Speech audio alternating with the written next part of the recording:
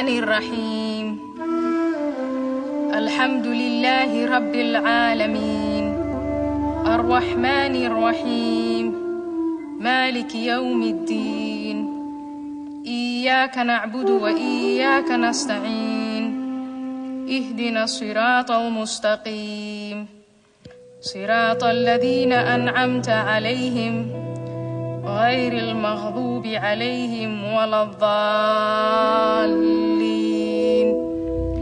آمين.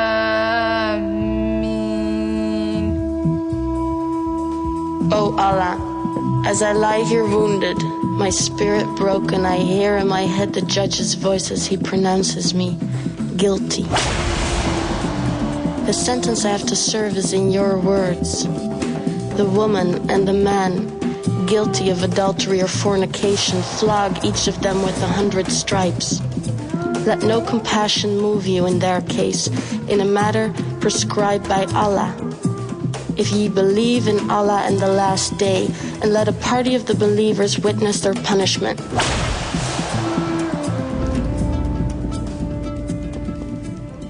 Two years ago, on a sunny day, while at the souk, my eyes were caught by those of Rahman, the most handsome man I have ever met. After that day, I couldn't help but notice his presence whenever I went to the marketplace, and I was thrilled when I learned that his appearance at the bazaar was not a coincidence. One day, he suggested we meet in secret, and I said yes. And as the months went by, our relationship deepened. What is more, out of our love, a new life started to grow.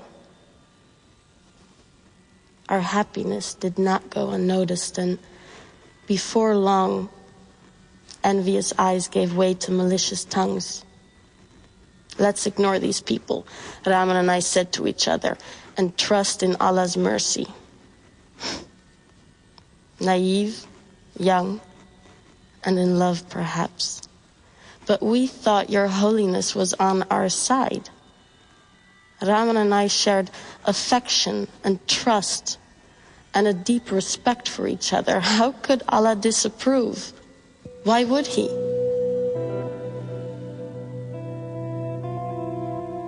When I was 16, my father broke the news to me in the kitchen. You are going to marry Aziz, he said. He's from a virtuous family and will take good care of you. My wedding day was more of a celebration of my family than of mine. Once in my marital home, my husband approached me. Ever since, I recoil from his touch. I am repulsed by his smell, even if he has just had a bath. Yet, O Allah, I obey his command sanctioned by your words. And I let him take me because each time I push him away, he quotes you. They ask thee concerning women's courses. Say, they are a hurt and a pollution. So keep away from women in their courses and do not approach them until they are clean. But when they have purified themselves, ye may approach them in any manner, time, or place ordained for you by Allah. For Allah loves those who turn to him constantly. And he loves those who keep themselves pure and clean.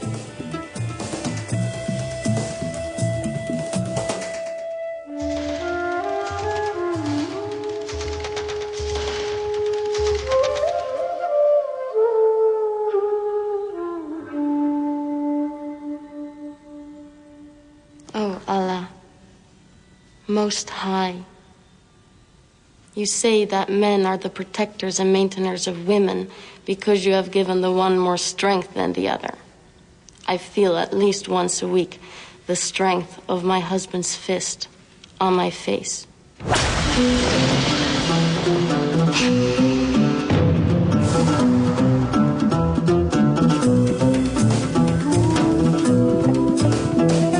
Oh Allah, Most High, life with my husband is hard to bear, but I submit my will to you. My husband supports me from his means, and therefore I am devotedly obedient. and guard in my husband's absence what you would have me guard. But my husband, maintainer and protector, fears disloyalty and ill conduct on my part. He accuses me of being ungrateful to him. He always finds a reason to doubt my loyalty to him.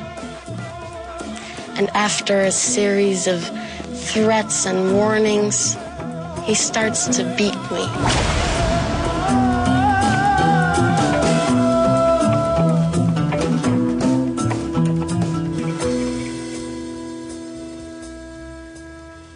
O Allah, most gracious, most merciful, just as you demand of the believing woman, I lower my gaze and guard my modesty.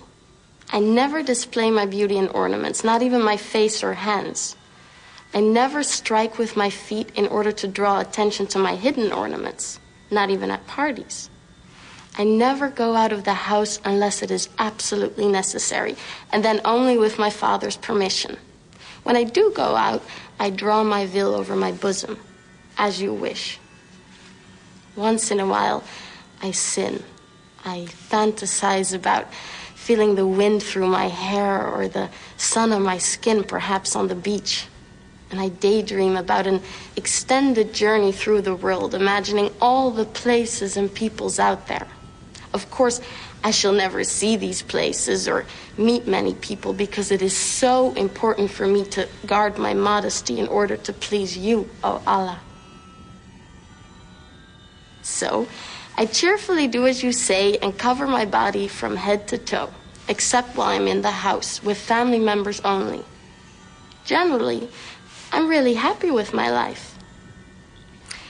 However, things have changed since my father's brother Hakim is staying with us. He waits till I'm at home alone and comes to my room and he orders me to do things to him, to touch him in places most intimate. So since he's with us, I took to the habit of wearing the veil inside in order to deter him. That doesn't stop him, though. Twice now, he unveiled me, ripped my inner garments, and raped me. And when I told my mother, she said she would take it up with my father, but my father ordered her and me not to question his brother's honor. I experience pain each time my uncle comes to see me. I feel caged like an animal waiting for slaughter, and I'm filled with guilt and shame, and I feel abandoned, yet surrounded by family and friends. Oh, Allah. Hakim is gone now that he knows that I'm pregnant.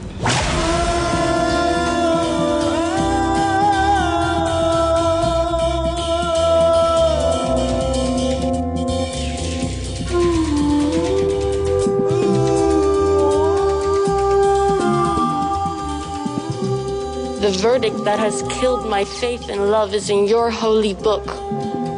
Faith in you, submission to you, feels like self-betrayal. Oh Allah, giver and taker of life, you admonish all who believe to turn towards you in order to attain bliss. I have done nothing my whole life but turn to you. And now that I pray for salvation under my veil, you remain silent, like the grave I long for.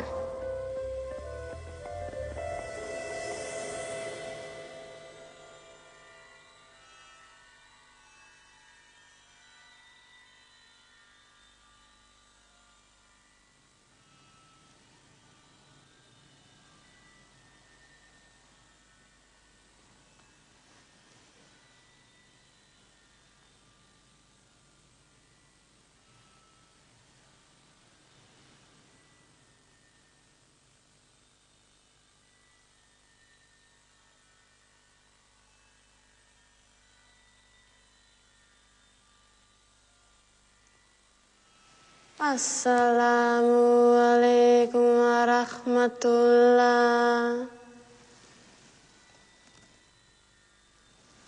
Assalamualaikum warahmatullah. rahmatullah.